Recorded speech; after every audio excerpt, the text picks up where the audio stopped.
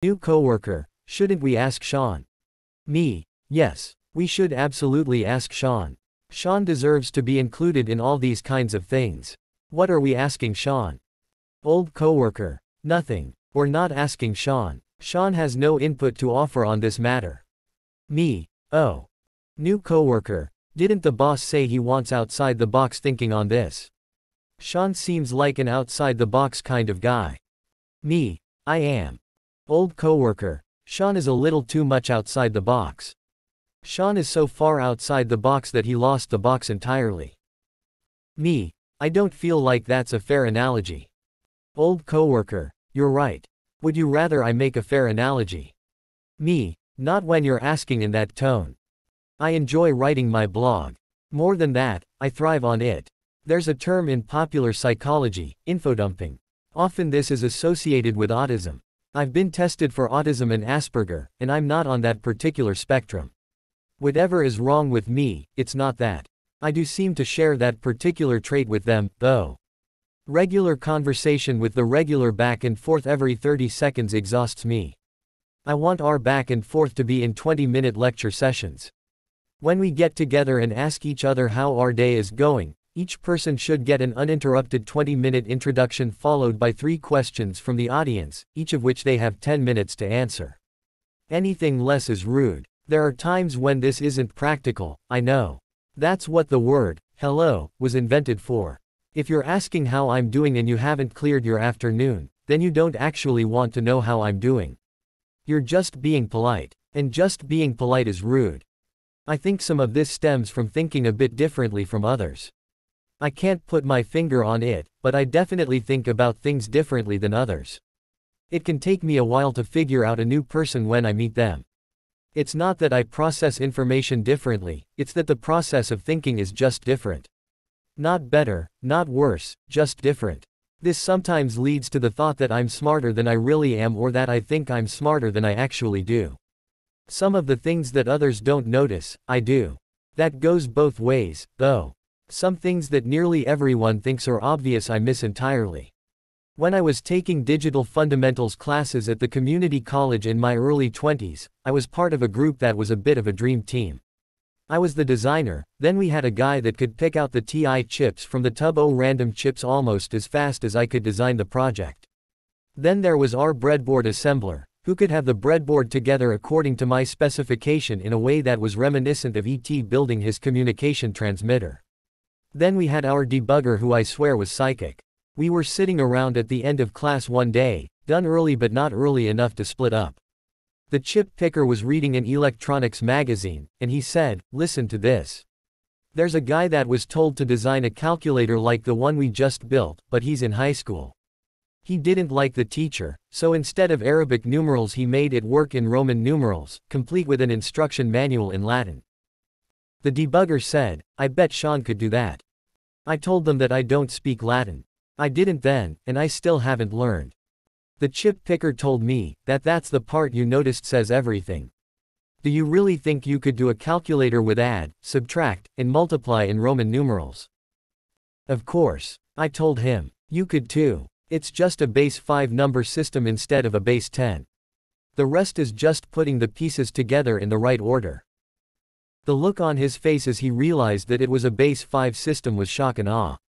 He hadn't ever noticed that about Roman numerals before. I didn't and still don't understand how someone can not notice that Roman numerals are base 5. Yet since then, I've discovered that most people don't notice that. Yet in the same class, on our last assignment one quarter, we were told to put together a programmable circuit. We were given a number of parameters. We all set into our tasks, including me in designing it. At the end, the debugger looked over my design and said, "I don't think this is what he's looking for." In turn, each of them looked at my design and agreed that I was setting the program backwards. I told them that I didn't think so, but I changed my design to match what they suggested. It's a good thing I did.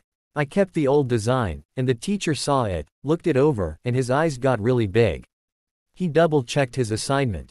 Sure enough, my first design would have matched his stated specifications, but in 15 years of having first-year digital fundamentals students, no one had ever missed the requirement that the data line be in a particular order.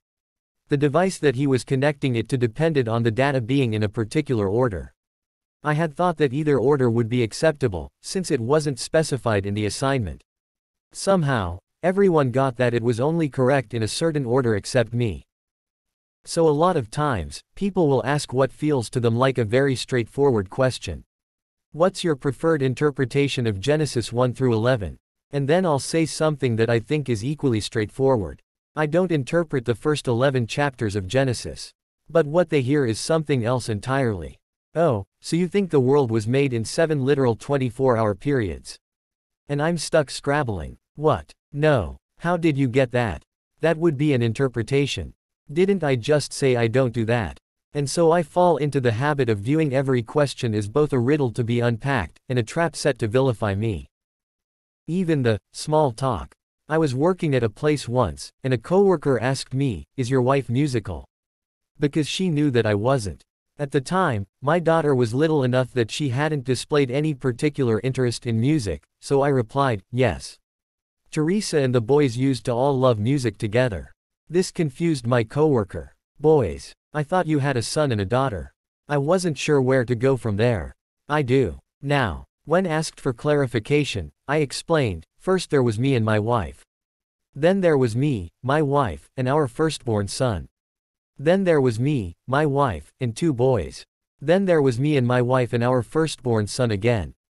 Then there was me, my wife, our son, and our daughter. The coworker took a minute to process and then asked, "Was your second son taken by CPS or something?" When I told her, "Not CPS. Organ donation," she lost it. So between feeling like I'm always being set up for a trap, and feeling like I never get a chance to actually make my point, I find normal back and forth conversation tedious, fruitless, and stressful. When someone asks, "How's your day going?" I'm often tempted to answer them honestly, beginning with, "Well, my day started last Thursday evening." But no one actually wants that. So my blog gives me a place to actually vent all that frustration. If I get asked how my day is and get cut off 20 minutes into last Friday too often, I'll write up a 2,000-word blog post on how my day is. Which may be put aside because I got a wild idea about something else that I want to talk about more. My blog also gives me a chance to see who actually cares. If you really wanted to know my thoughts on things, you'd read my blog. To paraphrase Master Yoda, a luminous being I am, not this crude matter.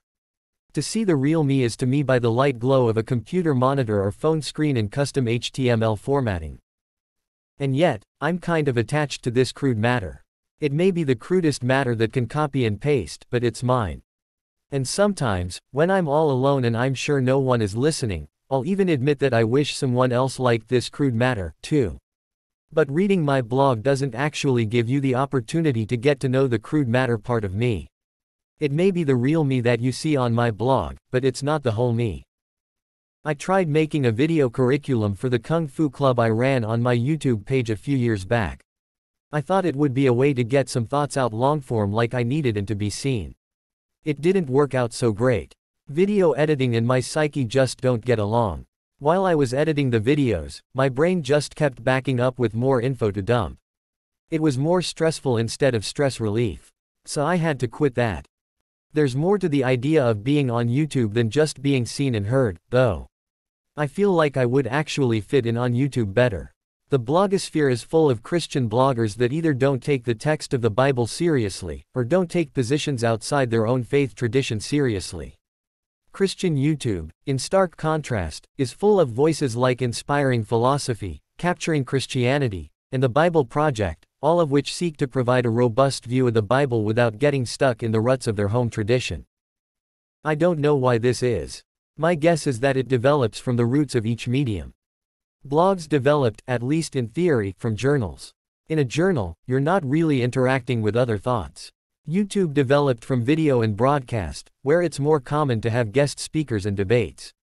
It's hard to convince people to keep coming back if you're not going to take them seriously, and hard to keep getting invited back if you won't take your host seriously.